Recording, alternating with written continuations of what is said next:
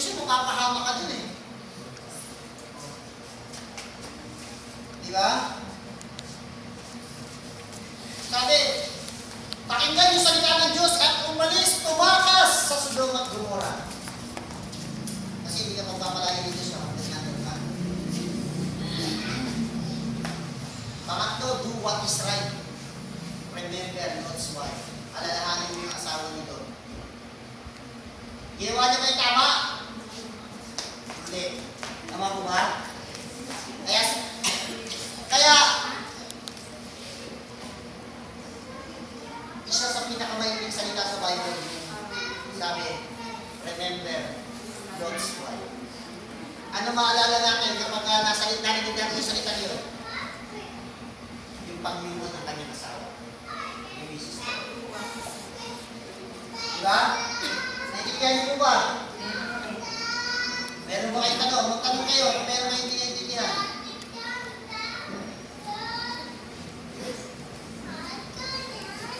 Oh, 5 minutes na lang.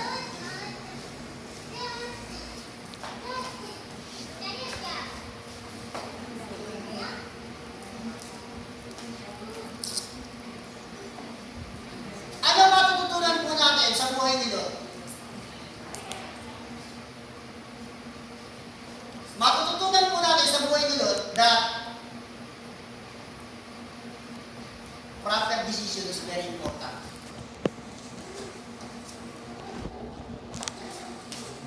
Diba?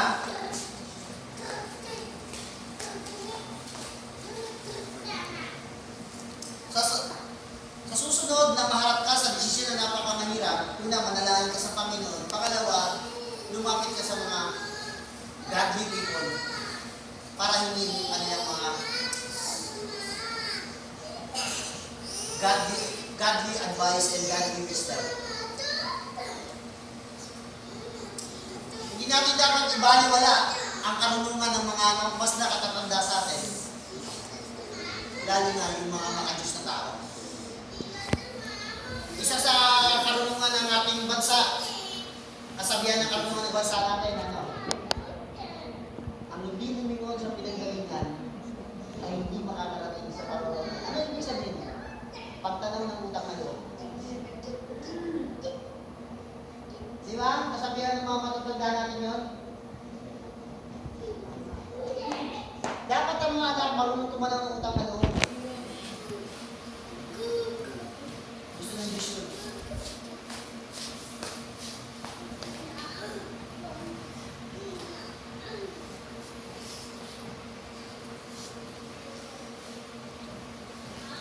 Ang pinaka-importante sa lahat sa nandito, ang mag-desisyon tayo na sumunod tayo ng katotohanan at puso sa Panginoon. Kasi yung pag-desisyon natin na sumunod sa Panginoon, it will affect our future. It will affect your present and it will also affect your future.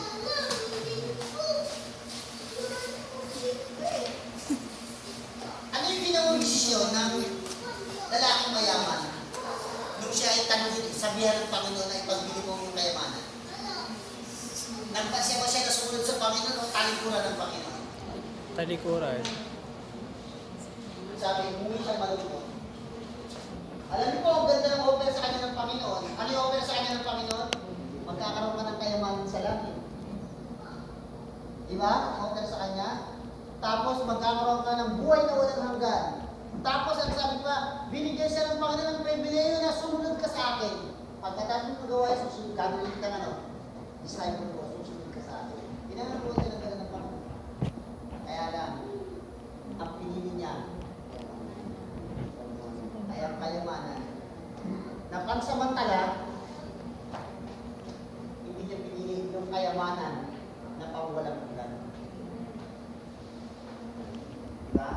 Yung pinag-aralan natin noong linggo, yung material wealth is just a temporal. Pero yung spiritual wealth is eternal. Amen. Naintindihan ko ba natin? Kaya sa gabi kong ito, pag-aaral po natin ay desisyon.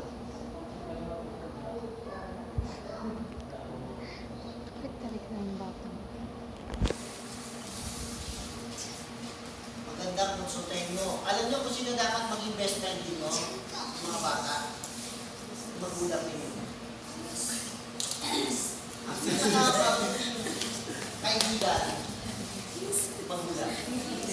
Hindi ka best friend mo ba mama mo?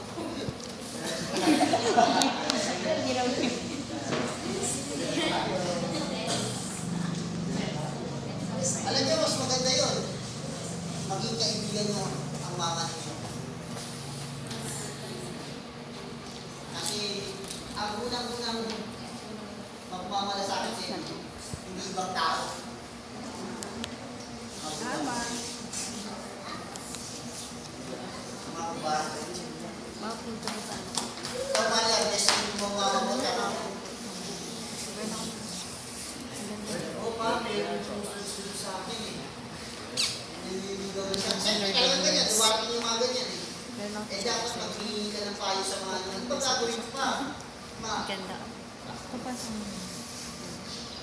ikaw ka, kidnapping, kidnap ako. Para... Ang dapat na. Nililigaw lang kita. Tatay mo. Naintindihan ko ba dati na? Huwag kayong ano, huwag kayong maglilihim sa magulang ninyo. Kasi sila yung nakakalam ng mas mabuti at mas maganda para sa inyo. Meron na mga magulang kasi hindi mapagkatiwalaan ng anak eh. Kailangan balanse rin yan. Tama po ba? Naintindihan po ba natin? Meron kasi mas magulang, mas matalino yung anak kaysa magulang eh. Meron na nga ganun.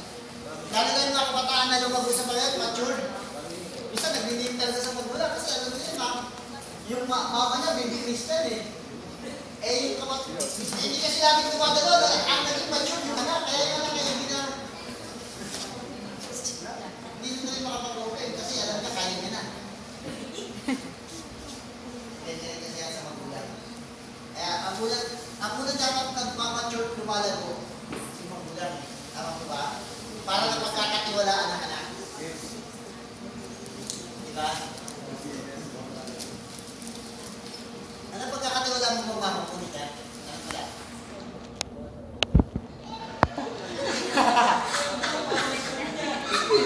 Speechless.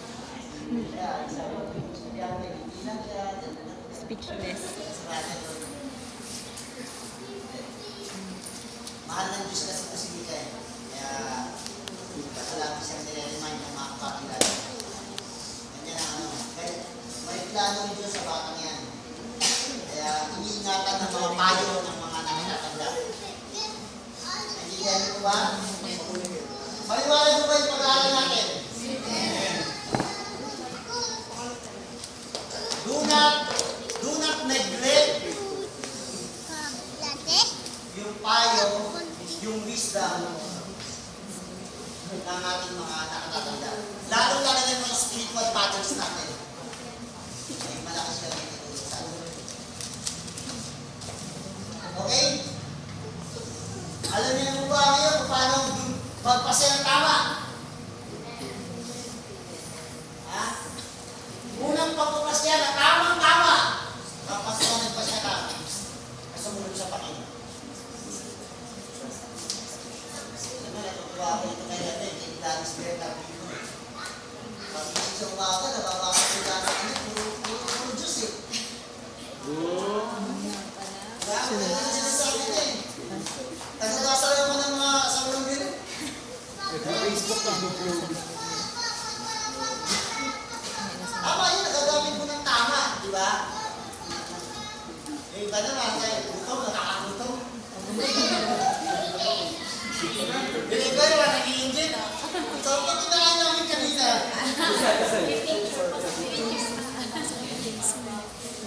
Nababasa ko lang naman sa ulo ko. Pero mas nakakatuwa yung kapag yung word of God yung nababasa mo. Yung kita na dudulot ko na. Pagmay tayo. Parang nangyayagin kaya.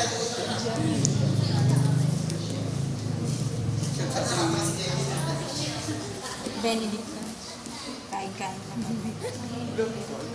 Pangalawa, hindi tayo sa Diyos ng karunungan kasi sa kanya talaga nagagaling yung lahat ng tama. Diba? Hindi tayo. O kaya, ganito sabihin mo, Panginoon, let your divine intervention, let your divine not my will ang magdala. Sa ating buhay. Tama po ba? Ang mga to, seek godly advice. Huwag kami tayo sa ano, mga unbelievers, sasabihin natin, inom lang natin yan, mawawala na yan. Dadalhin kita kung parang mawala natin sa'yo. Yan, saan ka dadalhin yan? Wala na, sira na testimony mo. Tama po ba? Tumikim ka lang at tumuloy ka lang. Yung matagal na panahon na ingatan mong testimony, pwede mo sila sa loob dapat na isang oras, isang araw.